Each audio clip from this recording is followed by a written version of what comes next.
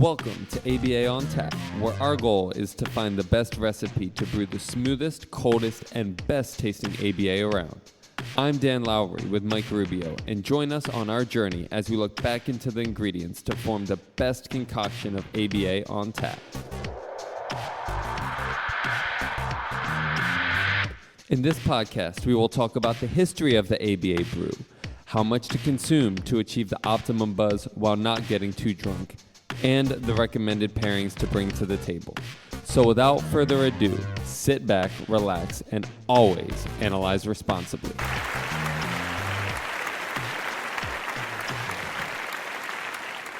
And welcome once again to ABA on Tap, under much different circumstances today, but really making an effort to come at you nonetheless. I'm here with my gracious and quarantined co-host, Daniel Lowery.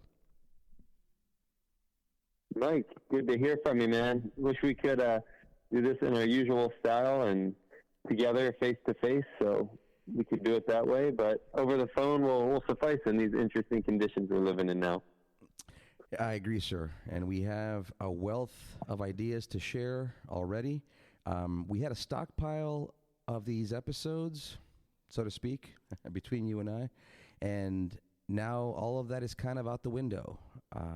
We actually considered doing a show together last week, and since then have reconsidered for obvious reasons, which we won't get into too much today. But we might be talking about quarantine behavior and social distancing behavior a lot more in the near future, as it does kind of fall into our content expertise, although in a different application. So we'll see, all in time, right? But it is good to hear your voice, man.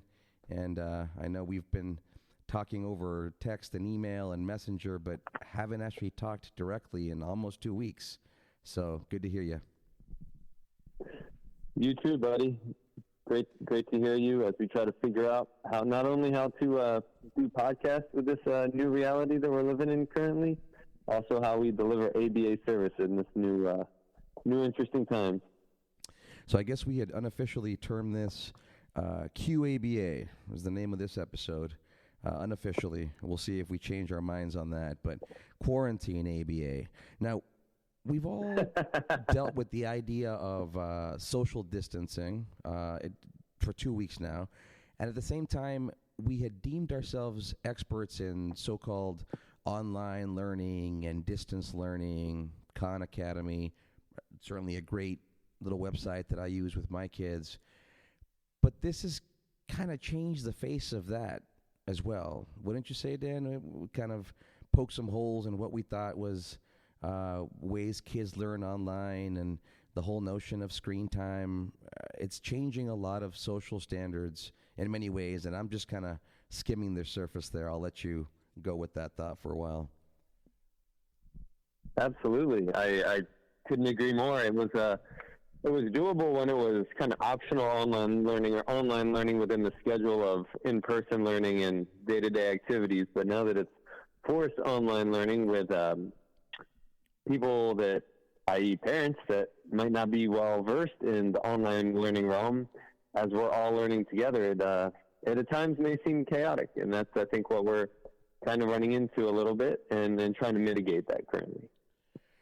So that something you and I had a chance to talk about briefly, something I've been thinking a lot about in the past 2 weeks, and really over the last week, when everything really ramped up and we realized, okay, this is going to be a while. I think most of us are coming to that realization. Something we talked about in our first episode, fortunately, was this idea of a direct transfer of technology. And I saw a lot of that happening, right? Clearly, we're going to plug in the camera. We're going to have our little token charts up on the camera. That's going to be what's going to happen. And you know what? That, by and large, did work for some of our kids. But then we faced the same challenges we've been facing with that direct transfer of technology. And I've kind of elaborated, at least for our purposes here today, and something that we'll probably expand on much more, is 3 levels of service. And not that it's so different now in quarantine, but the application, the interpretation of these 3 levels is the same. We always had the idea of consult ABA service, right? You deal with the parent, you talk to them, you meet with them, You do a great job of group parent training. Really, the client can access the service pretty easily. And then we've always had the notion of parent participation, something we talked about in our first episode a little bit. What does that look like? Is this just us running the show? So now the idea of parent coaching becomes super important. We're almost like Peloton or Planet Fitness in that sense, right? We're going to do something along with you on the camera. And then there's the idea of, can I directly engage this child or this client on the screen so that I'm running the show or the keeper of the instructional control like we've more traditionally seen. So I think if we can work through those three layers and maybe add to that, that might be helpful here, because it's helped me anyway think of how am I going to approach any given client, any given registered behavior technician and their skill set, knowing that some of them I might lean on for all three levels, some of them might not be ready for any of them because of a limited experience, in all fairness, just due to time and doing the more traditional service. So, man, we've got a lot of ground to cover here, and I feel like we've been successful, at least professionally speaking. But there are a lot of questions to ask and answer still. Absolutely, and it's one of those things, like most things in life, that the more information we get and the more answers we get, the more questions we then have to get more answers, and that circle continues. You mentioned a couple things that I thought was interesting. Initially, you talked about kind of the parent participation aspect, and I remember, I think it was maybe like a year ago or something like that, sitting down and we were just chatting about how eventually ABA, in theory, should become primarily a parent training model or a parent education model, because we're trying to teach parents how to care for their kids, and we're not parents. Most of us, you are, but most of the direct therapists are not parents. And it's always kind of been, I feel like, this thing on reports where, hey, let's increase parent engagement, and some parents look at it as respite and other of them don't, and now it's not really an option.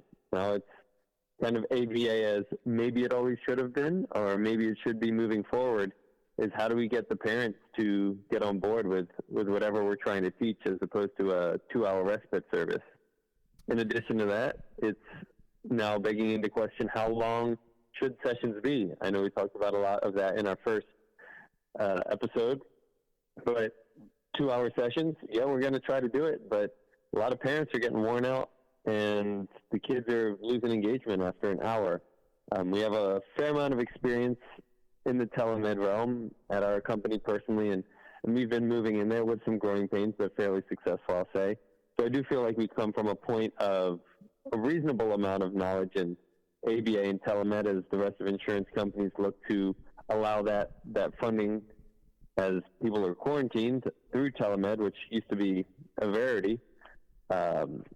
And getting parents involved and seeing how long we can run sessions. Finishing up my statement, then I'll pass it right back to you. We'll talk more in subsequent episodes or Q&As as we talk about quarantine and answers, about some specific strategies that we found to be successful to make your quarantine life a little bit easier. Because now, as parents, you guys have to be parents, and you have to be educators, and you have to be providers, and you have to be ABA therapists. And those are no longer truncated into 4 different people. This is one person now that has to provide all of that. So kind of wrapping that idea up, I think it's definitely turning ABA on its head, but hopefully it'll come out the other end in a better, more parent participatory fashion, and less of a 20-year-old person who's fresh out of college is going to come teach me how to work with my kid and play with my kid for 2 hours. So I covered a lot of ground there, but I'll pass it back to you, Mr. Mike. You covered a ton of ground there, man. And I've got a million ideas, and I hope I can grab onto one quickly here as I buy myself some time.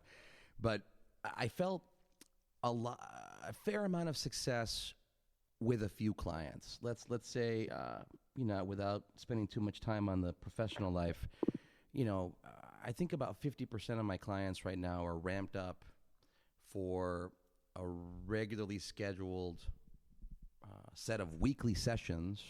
So now recommendations about 1, 2, 3 times a week, 2 hours, hours and a half at a time, That changes the math quickly when you're doing half hour at a time, assuming that that's a parent consult or somebody that can engage for longer than half hour, and that has happened. So I was feeling this great amount of success, just to give you a specific example, with one particular client who I consider somebody who we're fading back on, right? So really just attending situations that are offering more social skills, more peer interaction. Well, now we can't do that. So how do those clients' needs change? Well, they change a little bit. Let's talk about the current circumstance. Okay, so I feel very successful. We're going to be able to provide all 3 levels of service for this particular client because he will engage on screen. Talking to the parents about this, we're all very excited, and they tell me something very candidly. They say, look, you can point us to whatever website, you can send us whatever worksheets you want, we'll go through them. We're both very intelligent people. But at the end of the day, there's a skill set, a content expertise that you have that requires you to be here. And we don't have that. And I know before we started this recording, I sort of put out this metaphor of the idea that, as a proficient, pretty technically sound individual that has some confidence in their skills, you might put me in a cockpit in an emergency situation to land the plane. But at some point, my skill set is probably going to fall short, and you'll need at least a trainee pilot next to me to make that happen fully safely. Now, maybe I'll get the plane down and there'll be a crash, but everybody survives. And that's kind of the questions we're asking right now, is how good can it get and how quickly can we get that to be that good? And then, unfortunately, how long are we going to do this? So there's a little bit of frustration and all that uncertainty, and I just skimming the surface of that idea. But I think that the benefit is that at the end of all this, we're going to come out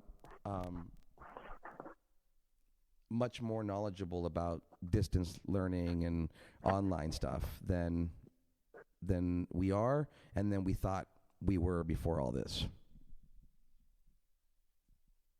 I couldn't agree more. I think your airplane analogy, I remember, I think the technical term of the content expertise that our therapists have is, as one parent called it about 4 years ago, is the sauce. That's the technical terminology. I remember one parent saying that, I want the sauce. My therapist comes and he can get my kid to do everything that he wants him to do, and then I try to get my kid to do it, and he's not able to do it. So he's like, I want the sauce that guy has. So yeah, I think that's what we're trying to give over to the parents to the best that we can, so that they can have the sauce to land the plane, proverbially speaking. Yeah, I do think there's a couple. A lot like a recipe, go right? ahead. No, so I was a lot like a recipe. So you can watch a cooking show, but somebody going to, almost like a HelloFresh or whatever those services are called, picks out your ingredients, already has it chopped for you, and then just watches you execute it versus you picking up the food and somebody's made it for you. So again, another way to conceptualize it, that's a really good point, is, and you talked about this earlier, our parents lean on us for some respite. Even if they're participating fully with us, at least we're kind of driving the car, manning the stove, if you will. And that's a really good point. The sauce is going to be missing. That's I know exactly who you're talking about there in terms of our professional life, and we'll certainly have that individual and his better half on at some point in these times, I'm sure. I know they've been figuring out a lot of good stuff that the world should hear about soon. Your cooking analogy, I think, is so on point, and I think it relates so well to ABA, because these therapists who are well-versed and do have the sauce, so to speak, it's kind of like they don't necessarily need every ingredient. Maybe if an ingredient's out, they can go find something that's good enough, or they can make it without an ingredient, or they can kind of go on the fly and figure it out. The difference between cooking and baking. Everything doesn't necessarily have to be so exact, and that's what a lot of these therapists have. And when they come into situations where it's time to put the flour in, and, oh crap, we don't have flour, I'm comfortable, I can figure something out. versus the younger therapists or oftentimes the parents. If I don't have exactly what's on this recipe book and I get to a point and it's not there, then I'm stuck and I don't know kind of how to get out of this situation. I think that cooking analogy is more accurate than probably you even initially imagined. That comfort and that ability that no matter what we can do, I'm going to make something. It might be a little bit burnt. It might not be the best possible, chicken cordon bleu, but it's going to have some chicken and some cheese and some ham, and it's going to be edible. That much I'm sure. Is it edible? That sounds like a future title here for a podcast. And again, it is really accurate. So far, procedurally speaking, we've been very exclusive about our recipes in ABA. This is the SD, this is the expected behavior, and this is the consequence. This is what your chicken cordon bleu is going to look like. And if it doesn't look like this, then it's a minus. Or on our binary scale, it's a 0. And now we're going to have 0.1s and 0.0001s all the way to the 0.9 of that, 0 or 1 binary scale. And I like your phrase. Is it edible? Does it work? Is it nutritious? And if you can take it down right now, Mom and Dad, we're going to have you have to try chicken cordon bleu again next week, and then some other dish, and of course the chicken nuggets. And then we'll see how edible that is. But I think it really stands to benefit us professionally because we're going to have to challenge ourselves here to be able to have more than one recipe, to have ingredient substitution. So procedurally speaking, we should get stronger here. That's the benefit I see in the future is we were, not to use this phrase so strongly, but we were kind of one-trick ponies in many ways. And this is going to force us to be able to see many variations of the recipe, more like the cook and not the baker, knowing that there's also sorts of gradations between those two levels of exactness and improv, I guess, to use those words kind of loosely. But I like that, certainly like that analogy. And again, we can come out stronger from this, both in ideas as to what to do in distance and then how those travel over or translate into our actual contact here, hopefully in the near future. So, edible ABA coming to a podcast soon. I remember the analogy or your story just brings me back to a couple parent groups that we've run and talking about at the end, is it edible? It might not be exactly how you wanted it, but I can reflect back. I remember you're working with a client currently who's struggling with a shower routine. And, we want to think our recipe is, okay, we say, John Doe, it's time to shower. And, first shower, then you'll get whatever. And John Doe goes in the shower, and then it's over, and then they get whatever. Or it's time for homework is a common one. You always joke about the English person saying, yes, Mommy, time for homework. Of course. Yes, Mom, how much would you like me to do? Absolutely, Mother. Immediately, yes. And you know what? We've got these Oftentimes ideal it doesn't happen responses, like right? that. I remember an example that about the showering. The kid, I think Custer gave some disrespect back to the parent, and then it kind of went back and forth. But you asked, well, what happened? And the parent's like, well, the kid showered. All right, we're good. The kids will rip up homework, and I'm not going to do it and rip it up. Well, maybe you tape that homework together, and they eventually do it, and they hand in a taped homework assignment. Maybe the ham's above the chicken or below. It doesn't have to look exactly what we want it to look like. Obviously, we don't want it always to turn into a meltdown, but was it edible? Did the task get done? And in both cases in the parent groups, as you asked, the shower and the homework got done. So I think that's something to focus on. At the end, it was a success, and that can even be empowering to parents because so often they focus on the process, which no one wants a 45-minute long tantrum to get homework done. I get it, and if that's happening repeatedly, okay, we definitely need to change things. But we could easily just focus on, wow, you know what? The homework got done, as opposed to my kid just yelled and kicked and screamed at me and told me they hated me. Is it That's edible? a really good point. Again, I think that's something that we can gain some growth from in terms of adapting to the gradual nature of learning, and that's kind of why I joke about the English kid or the movie script, right? We all have it scripted out, and it's going to look like this, and if it doesn't look like that, then we failed. And that's not necessarily true. What got achieved? Something got achieved. Did the shower get done? Did the food get eaten? And then you're right. Do we have to endure a 45-minute tantrum to get this done? And that's where parents, even professionals, become as much a part of that undesired habit as the child is. We are also doing certain things that are maintaining that behavior. One of the things that becomes very interesting here with this new, approach to service, if you will, is looking at the endurance more than ever, having to help everybody understand that the child has no issue with their difficult behavior. The rest of us do. So we come in and are able to provide very necessary, very valuable support during those times, but now we're not going to be able to be there physically. So the notion of modeling for your child calm during those tantrums, the notion of staying calm yourself, the idea of take 10 deep breaths, now not just being for the child, but being for the parent.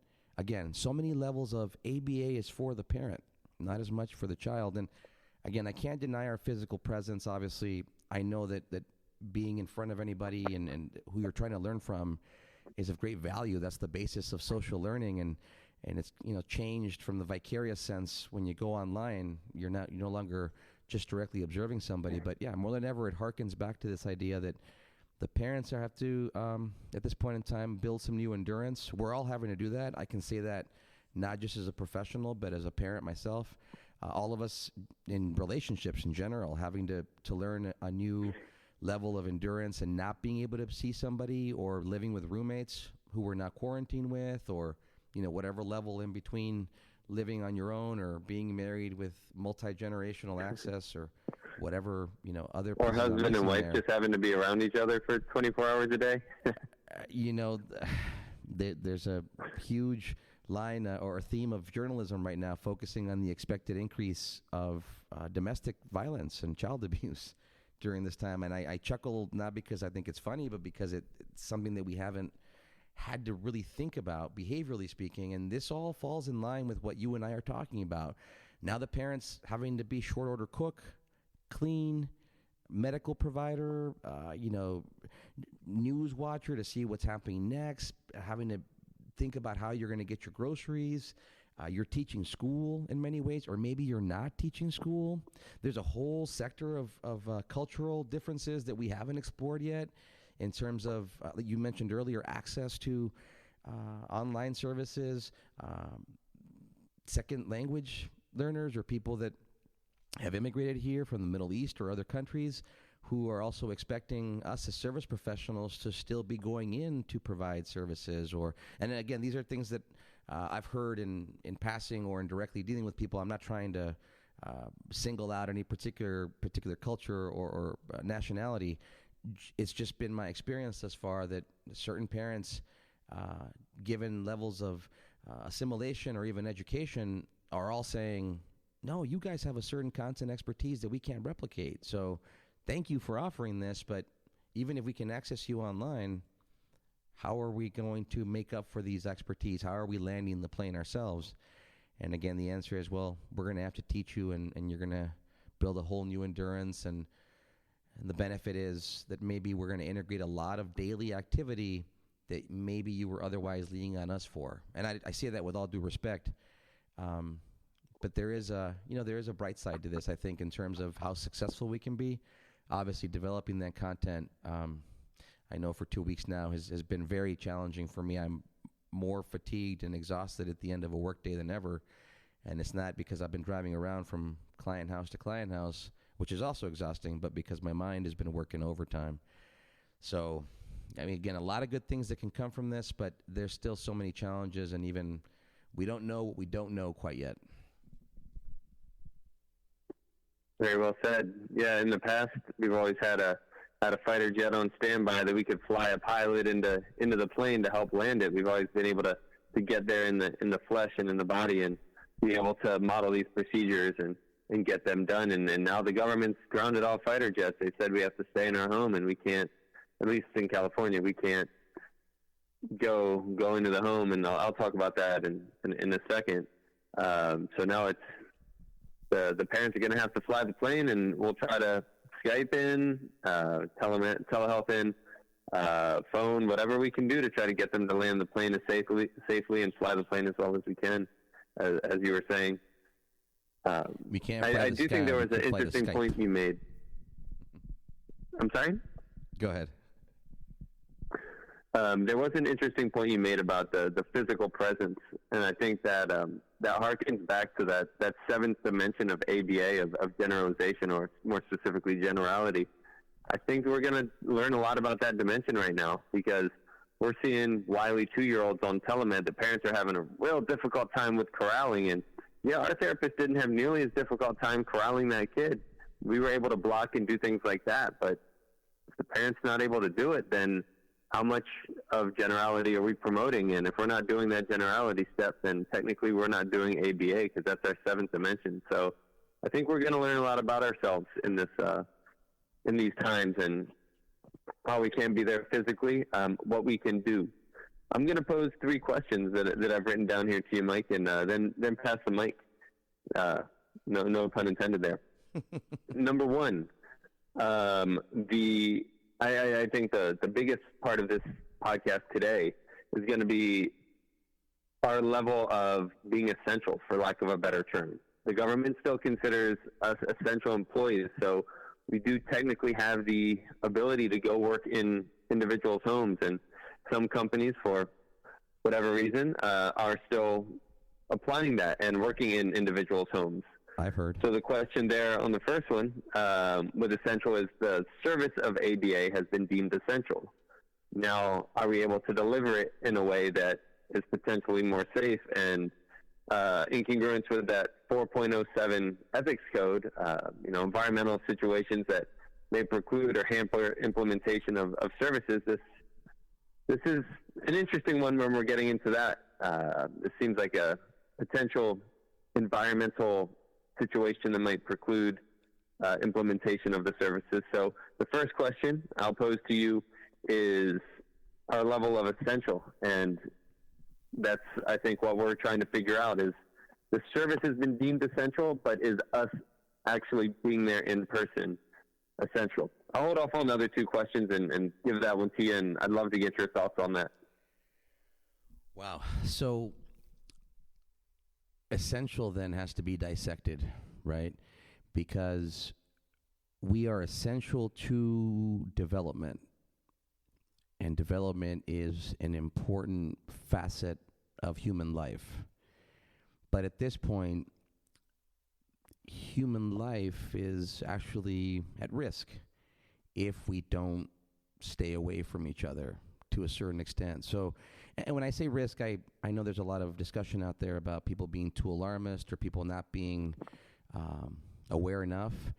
All I mean is that we just don't know right now. And obviously, professionally speaking, without getting too much into that, both of us are in circumstances that decided to stop going into people's homes pretty early on, and I think that was a really wise choice. But I have also heard of other providers, and in fact, in in dealing with some partnerships and telling them what it was, we had decided to do. I got a lot of feedback back on, glad you guys are doing that. Just a lot of people are still going to other people's homes, and I was pretty surprised. I don't know how much of that is truly the essential. We're medical service providers, and we're essential from medical perspective. I would say it's, I had a cyst removed from my forehead recently, and if today had been my surgery, I would have canceled it, despite it being deemed essentials for my insurance to cover it, or whatever jargon they put up. I'm obviously not going to go get my head cut open with infection festering around our environment. So, man, it's a tough question. We're essential to development. Is that a cop-out, or is that a good enough? And right now, we might need to put ourselves. We might need to change our delivery premise. or platform so that we can actually support just the very nature of existence and autonomic response and breathing, and then we will once again be fully essential under normal circumstances. Right now, I think that we are essential to development, and thank goodness for technology and the idea that we have some level of access. So, that'll be my answer, Mike. There. That's an interesting point. We are essential to the development of life.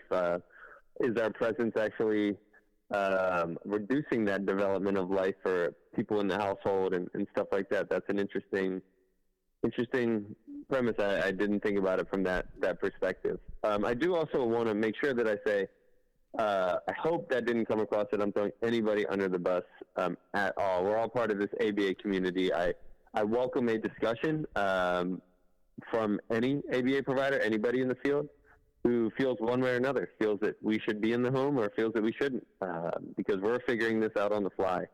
Here in California, to my understanding, it's about 50-50. 50% of the companies are still providing indirect in-home services, and some have completely suspended operations. Others have moved to a telemed model.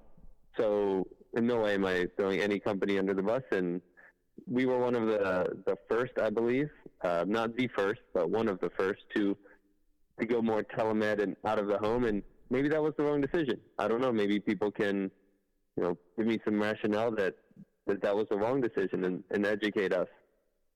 But I think that term essential is, it's a huge debate right now, right? They're talking about our marijuana deliveries essential, our UPS essential, stores. Things like that. It's interesting. Yeah, liquor stores, GameStop, right?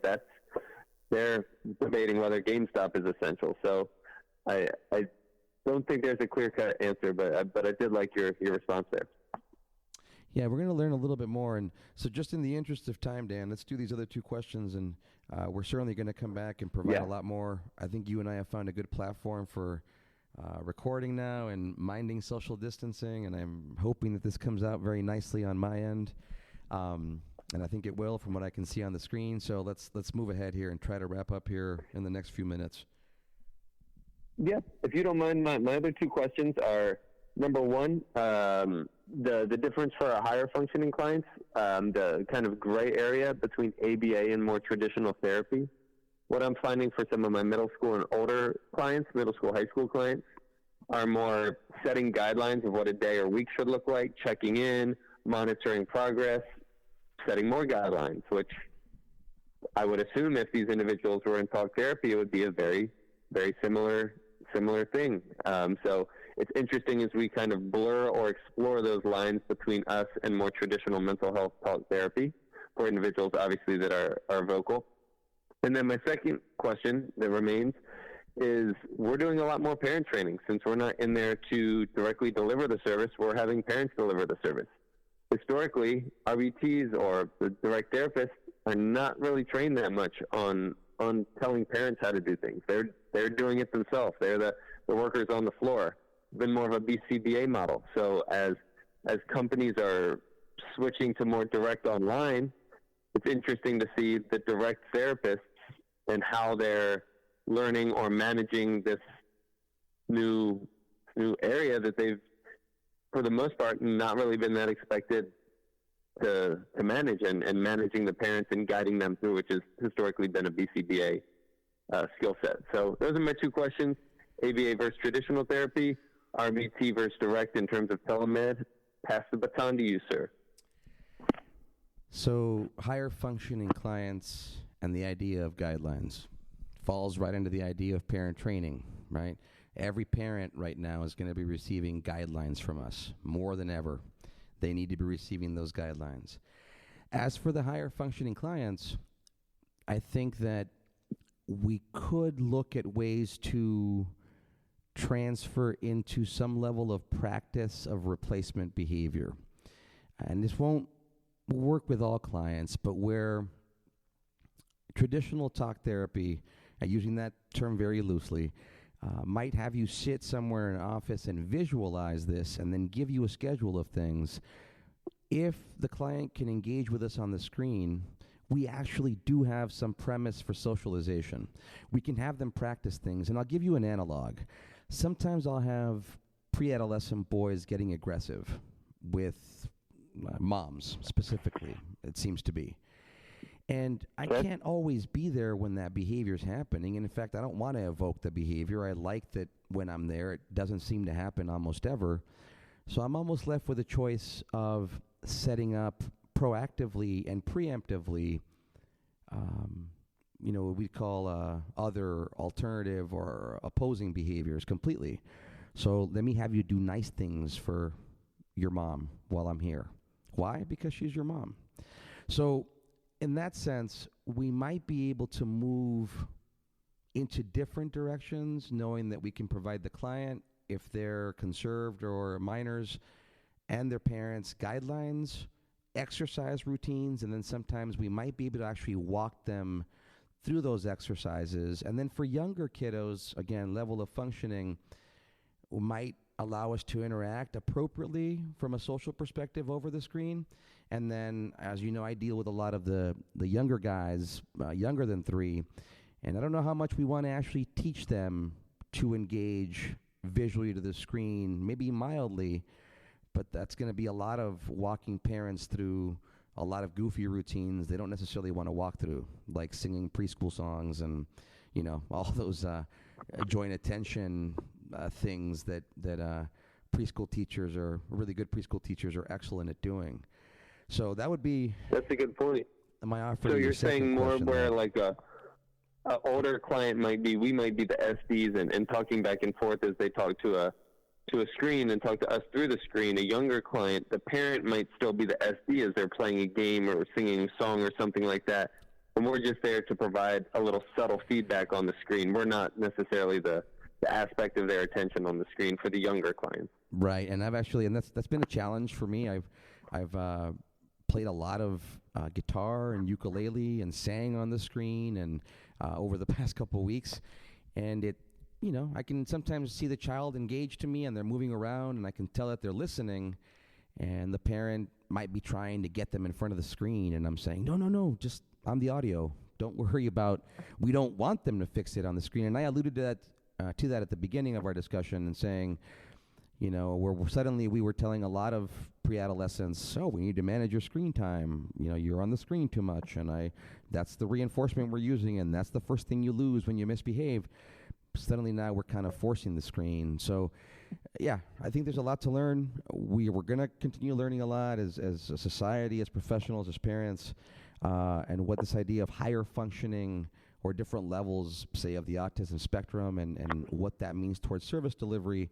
And then, certainly expanding our repertoire and our reach as far as, and again, I don't say this disparagingly, as far as what a traditional just discussion or talk therapy might reach, where we're going to maybe find ways to make clients practice behavior while we're on with them, whether the parents are walking them through it or we're walking them through it.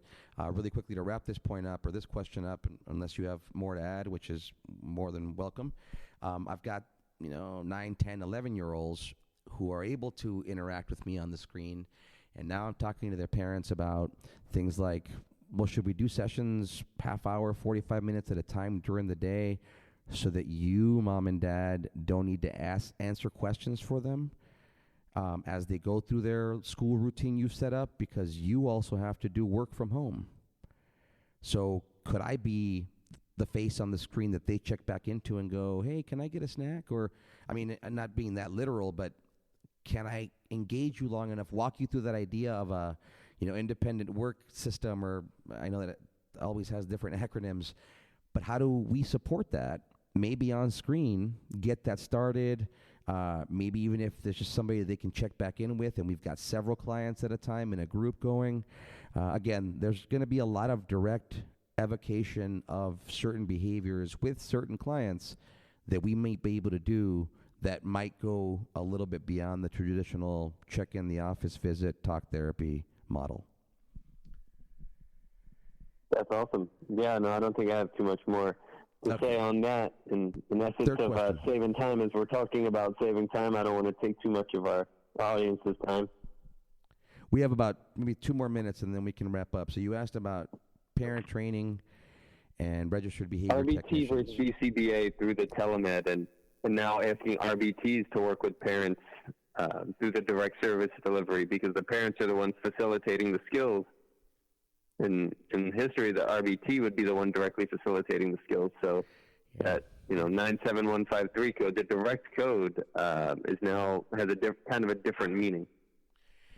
It does, and I think that now more than ever, and I've alluded to this premise already, and so have you, it's going to call upon us to widen our horizons, our knowledge from a professional basis, meaning that we as supervisors, so to speak, need to get better at teaching our supervisees, again, for lack of a very general phrase, how to get stronger procedurally.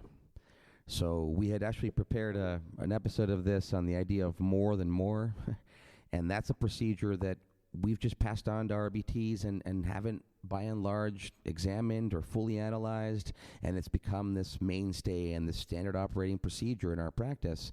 And we obviously dissected it, and maybe we will put that episode up in the near future. But I think that's part of it, is it's going to be upon us as older, more experienced, certificated professionals, so to speak, to get better at explaining procedures, at varying procedures, and being a little less linear. I think that in that sense, our RBTs, for example, will get better at the idea of quote-unquote parent training, at the idea that I may not be a parent, but procedurally speaking, I am now multifaceted.